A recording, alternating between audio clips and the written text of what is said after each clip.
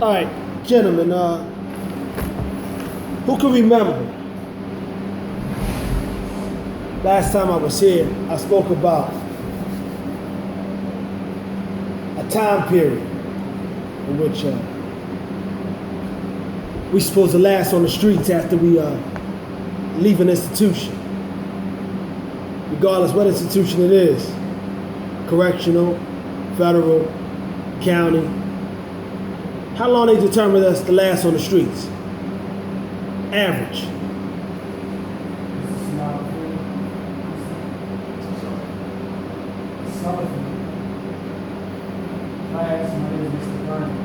Right. Most of us will be back to their numbers within 6 months to a year. 6 months to a year. 70% of us will be back in 6 months to a year. 6 months to a year, that's a lot of time. Anybody in here ready to do a 6 to 12? 6 to 12 months, anywhere. Nobody want to do 6 to 12, right? But they don't even give us that much credit. They give us 0 to 6 months. Everything got to start from the bottom. They give you 0 to 6 months to stay free out here in this place called society. Now, the job that we have to do is make the transition. That word should be something that's systematically embedded into your minds, your hearts, your desires, everything. Make it a part of your everyday life. That word, transition. Transitioning from a jail life, prison life, correctional life, to street life, society, and the lights. Now, many of us, if not all of us, including myself, we face a range of issues. And it's a lot of these issues. It's a lot of these issues that send us back to jail in these 6 month, 12 month, 18 month, 24-month periods. First one on the top of the list, and it's the one we all, a lot of us, some of us, we escaped it, but it's drug addiction.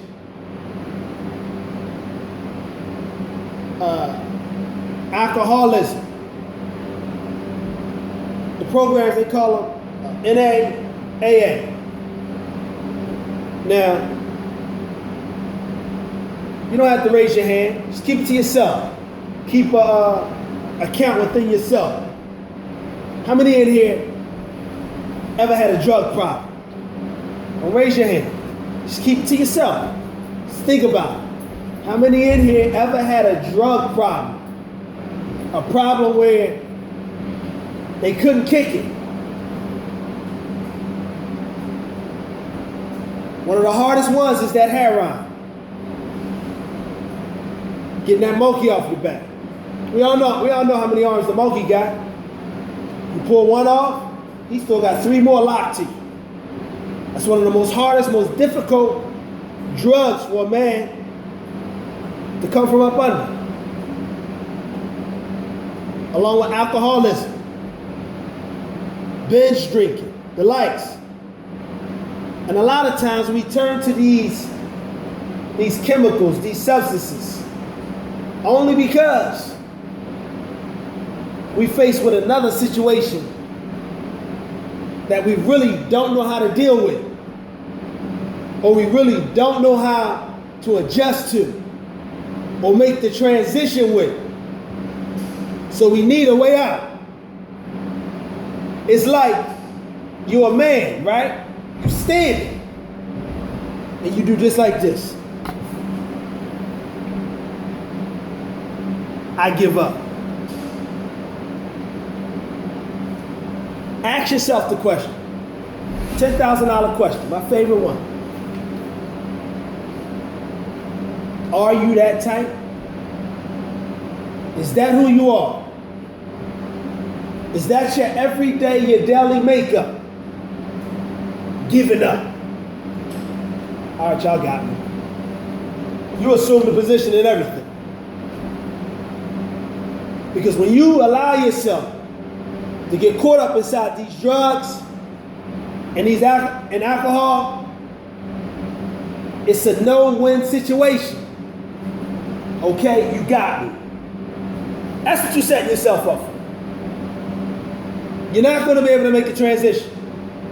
You're not going to be able to make that transition from that institution life to street life and be successful at it. Because addiction is going to keep calling you. And you're going to either work for this addiction or you're going to work to stay out of jail. The next one. And we all may have them. Mental health problems. Mental health problems. They have a book out. It's called DSM-4. Quite sure many of us may not have put that in our library. It's a diagnostic statistical manual for mental disorders. 5. It's DSM-5. In this book, this is where you find ADHD, bipolarism, post-traumatic stress disorder. And that's the one we really need to stop at. PTSD. Because a lot of us in here, we come from the streets. And a lot of us in here have seen some things that was traumatic. They said they could give you some medication for it. But you know, like I know, when you from the streets, you ain't going to no hospital. You from the streets, you ain't taking no medication. Unless it's going to do some what? It's going to make you feel good. That's just what we do. By design. So, if you ever shot anybody, if you ever beat a man up real bad, or you seen a man get shot, get his head blown out, right in your face, seen a family member die, it was traumatic, right in your face,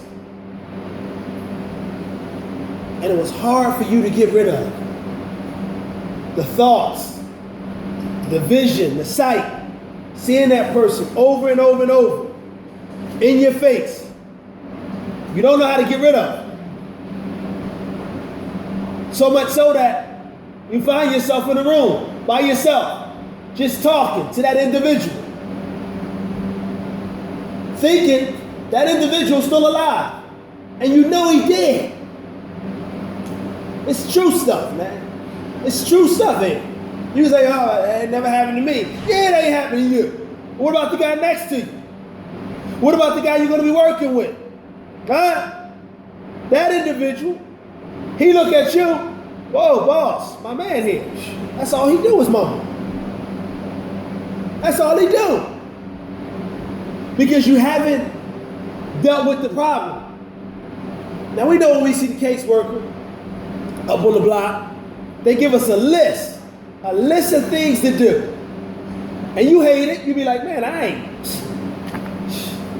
ain't got no drug problem, man. They give you an intense 72-month drug and alcohol treatment program that you have to get in just to make parole. Ask yourself the question, how many people got involved? How many people took it serious? Not just took the 72 months and said, I'm just in it, just to be in it. You get in it, soon you go there, you go to sleep. Just so at the end of the day, you can sign your name. Are you ready to make a transition?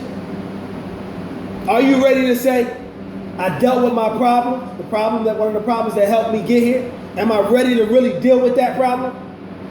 Or am I going to let that problem linger on and linger on and linger on and linger on until it destroys me? Until I'm up here for the rest of my life? Huh? Or somebody kill me because of it? And we start picking up these other mental disorders. Now you're afraid to be by yourself. Huh? You can't think alone.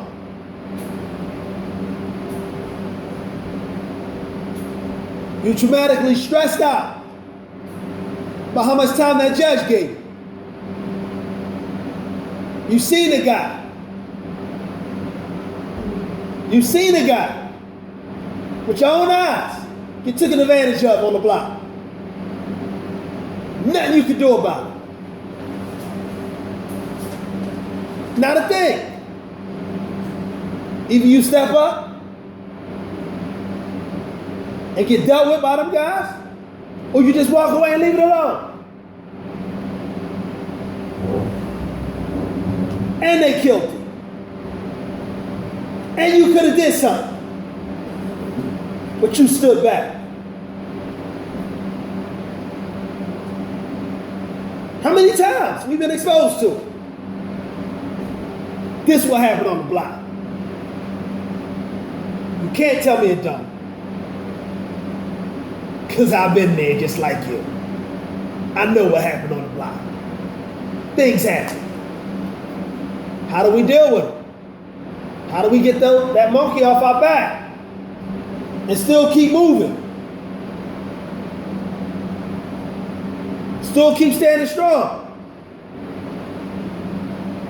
A lot of times when we get discharged, we come out here, we have no birth certificate, no social security card, right? We don't even have an address that we can call home. Lack of identifying documents.